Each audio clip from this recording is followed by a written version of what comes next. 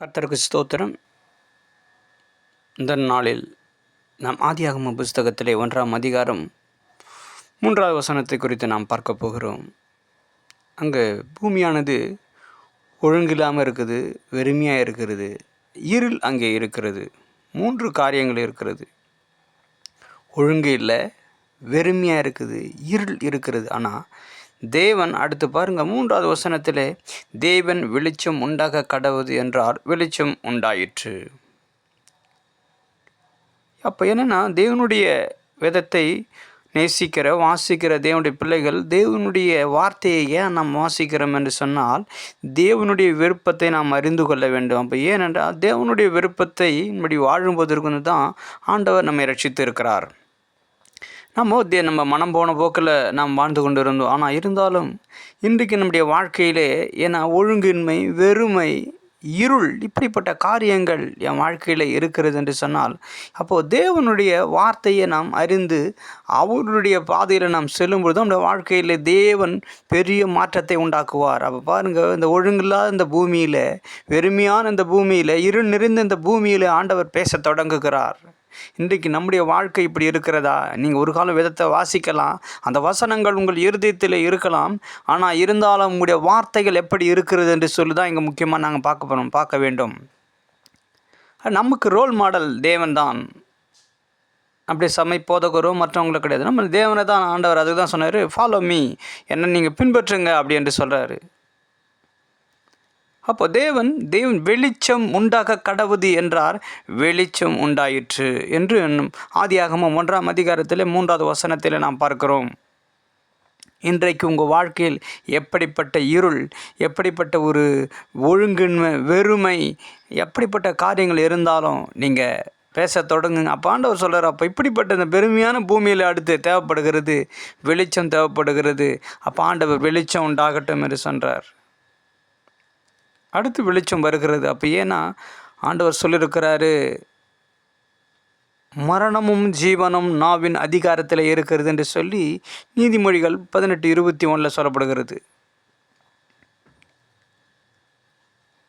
அப்போ உண்மையிலே நாம் தேவனுடைய வேதத்தை வாசிக்கிற தேவனுடைய பிள்ளைகள் நம் வாயினாலே நல்லதையும் கெட்டதையும் உண்டாக்குகிற ஒரு வல்லமை நம்முடைய நாவினுடைய ஒரு வார்த்தைக்கு இருக்கிறது என்று சொல்லி அந்த வசனம் நீதிமொழிகள் 18:21 சொல்லப்படுகிறது. அப்போ நீங்கள் எப்படி பேசிக்கொண்டு இருக்கிறீங்க? இல்லை, என் வாழ்க்கை இப்படியே இருக்கிறது.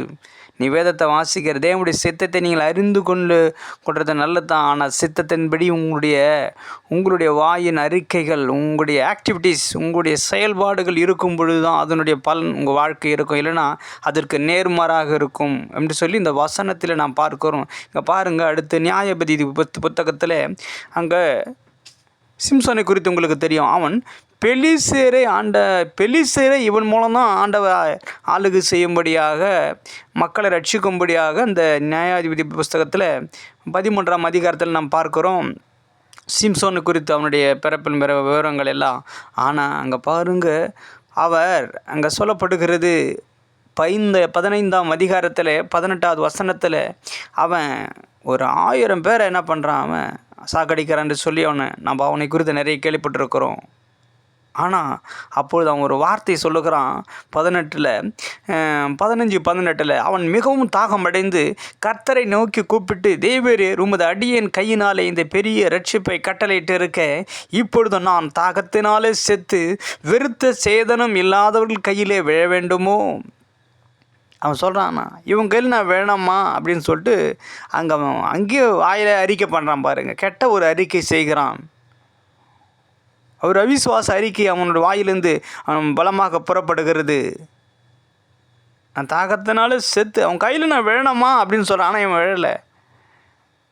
ஆனால் அடுத்து பாருங்கள், அது 16வது அதிகாரத்தில் 30வது வசனத்தில் கடைசியில் அவன் மாட்டிக்கொள்ளுகிற ஒரு சூழ்நிலை, அவன் பெலிசன் கையில் அவன் மாட்டிக்கொள்ளுகிறான். அங்கே 16:30 அவன் பாருங்கள், என் ஜீவன் பெலிசரோடு கூட மடிய கெடுவது என்று சொல்லி பலமாய் சாய்க்க அந்த வீடு அதில் இருந்த பிரபுக்கள் மேலும் எல்லார் மேலும் ஜனங்கள் மேலும் விழுந்து இவ்விதமாக அவன் உயிரோடு இருக்கையிலே அவனாலே கொல்லப்பட்டவர்களை பார்க்கலும் அவன் சாகும்போது அவனாலே கொல்லப்பட்டவர்கள் அதிகமாக இருந்தார்கள். அப்பப்பா இவன் பெலிஸ்தராண்டே பிடிபடுகிறான். இந்த 16ஆம் அதிகாரத்தில் 30வது வசனத்தில்.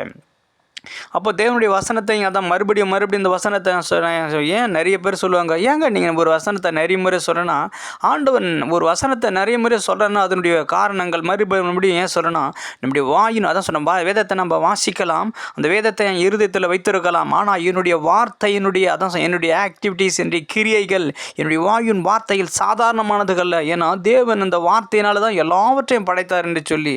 அது மட்டும் இல்லை, நாம் அவருடைய சாயலாக இருக்கிறபடி நாளை இங்கே சொல்லப்படுகிறது. அவன் கடைசியிலே சொல்லுகிறான், என் ஜீவன் பெலிஸ்தரோடு கூட மடிய கடவுது என்று சொல்லி அவன் அங்கே பெலிஸ்தரன் பிடிபட்டு போகிறான். அப்போ அதுக்கு முன்னே சொல்கிறான், நான் அவன் கையில் பிடிபடணுமா என்று சொல்லி. அப்போ உண்மையிலே இப்பொழுது நாம் கற்றுக்கொள்ளுகிற இந்த தேவனுடைய வார்த்தையிலிருந்து தேவ சித்தத்தை ஒரு மனிதன் அறிந்து கொள்ள வேண்டும். அது மட்டுமல்ல, அறிஞ்சால் மட்டும் போதாது, அந்த வார்த்தையின்படியாக உங்களுடைய கிரியை இல்லை என்று சொன்னால் அந்த டியூனிங், அதை நான் சொல்லுவேன்.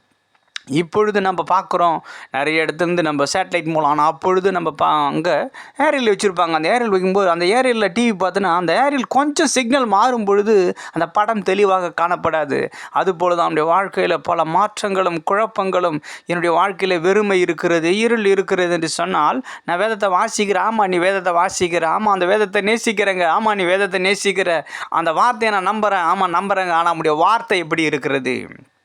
எதிர்மாறாக இருக்கிறது. அப்பேற்பட்ட பலம் பொருந்திய அந்த சிம்சோன் 1000 பேரை கொன்றான், சிங்கத்தை கொன்றான். ஆனால் கடைசியில் அப்படி வாயின் அறிக்கை பாருங்கள், இந்த பெருத்த சேதனம் இல்லாத பெலிஸ்தர் கையிலே விழ வேண்டுமோ அப்படி என்று சொல்லி அவன் சொன்ன வார்த்தை கடைசியில் அவன் அங்கே 16:30 அவன் பார்க்குறோம், அவன் பிடிபட்டு அவன் சாகிற காட்சியை நம்ம பார்க்குறோம். அதனால் இதிலிருந்து ஒன்று கற்றுக்கொள்ளுங்க, தேவ சித்தத்தை ஒரு மனிதன் அறிந்து கொள்ள வேண்டியது முக்கியம். ஆனால் அதை விட ரெண்டாவது அதன்படி செயல்படும் பொழுது தான் நம்ம வாழ்க்கையில் தேவனுடைய வார்த்தை நம்முடைய வாழ்க்கையில் நிறைவேறும். இல்லை என்று சொன்னால் இன்றைக்கி தேவனுடைய பிள்ளைங்கள் தத்தளித்து கொண்டு, ஐயோ நான் தேவனை நம்புகிறேன், இப்படி இருக்கிறேனே என்று சொல்லியிருக்கிற நீங்கள் உங்கள் வார்த்தையை டியூன் பண்ணுங்கள், உடைய நாவின் நம்முடைய வார்த்தை அசைவை டியூன் பண்ணுங்கள். அப்பொழுது தான் கர்த்தருடைய வல்லமை, கர்த்தருடைய காரியங்கள், அந்த கர்த்தருடைய அப்போ அவருடைய வசனத்தில் சொல்லப்பட்டது உங்கள் வாழ்க்கையில் நிறைவேறும். உங்கள் வெறுமைகள், உங்களுடைய இருள்கள், உங்களுடைய ஒழுங்கின்மைகள் எல்லாம் மாற்ற கர்த்தர் ஆயத்தமாக இருக்கிறார். ஆனால் உங்கள் வார்த்தைக்காக அவர் எதிர்பார்த்து கொண்டிருக்கிறார். நீங்கள் உங்கள் வார்த்தையை மாற்றும் பொழுது நிச்சயமாக பெரிய காரியங்கள் நிச்சயமாக வாழ்க்கையில் நடக்கும். அதனால் கர்த்தருடைய சித்தத்தை ஒரு மனிதன் அறிந்து கொள்ள வேண்டியது மிக மிக மிக முக்கியம். அதன்படி அவன் செயல்பட்டு அவன் பேச துவங்க வேண்டும் என்பதை ஆண்டவர் எதிர்பார்க்கிறார். கர்த்தர் உங்களை ஆசீர்வதிப்பாராக.